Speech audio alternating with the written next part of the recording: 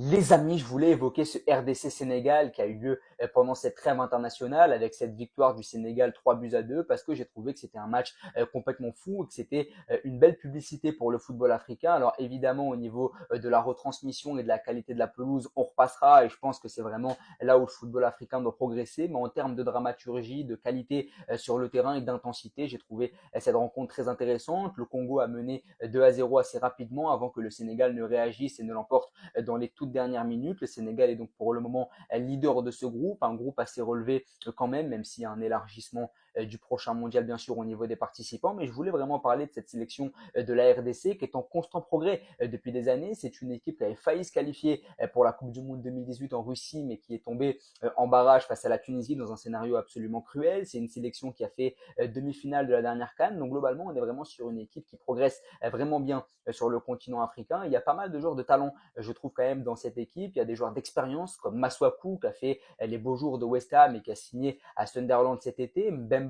qui a été bon du côté de l'Olympique de Marseille sur sa première saison, qui a joué la Ligue des Champions avec le FC Porto, mais aussi avec le club de la Cité phocéenne. Il y a également des joueurs comme Bakambu, qui a fait les beaux jours de Villarreal à une époque, a été un très bon attaquant de Liga. Donc je trouve vraiment qu'il y a pas mal d'expérience avec des joueurs qui ont un bon background. Et puis il y a aussi de la jeunesse avec Wissa qui a signé à prix d'or à Newcastle cet été et qui va poursuivre sa progression chez les Magpies. Et le gros crack de cette équipe selon moi, c'est Noah Sadiki qui a signé à Sunderland en provenance de la Saint-Gilloise. Et je pense vraiment qu'il va s'imposer dans ce milieu de terrain de Régis Lebris et qu'il va aspirer à un meilleur club à l'avenir parce que c'est vraiment un joueur de très grand talent là aussi. Donc on a pas mal de qualité sur le terrain et on peut aussi parler du coach Sébastien Desabre qui a vraiment montré de belles choses sur le banc congolais. Il fait demi-finale de la CAN. C'est aussi quelqu'un qui connaît très très bien le continent africain. Il a entraîné l'Espérance de Tunis, il a entraîné le Wydad Casablanca, il a été sélectionneur de l'Ouganda. Donc c'est toujours intéressant d'avoir des sélectionneurs qui connaissent très bien le continent africain et j'ai hâte de voir ce que va donner la RDC. Pour le moment, ils sont derrière le Sénégal, mais je les vois bien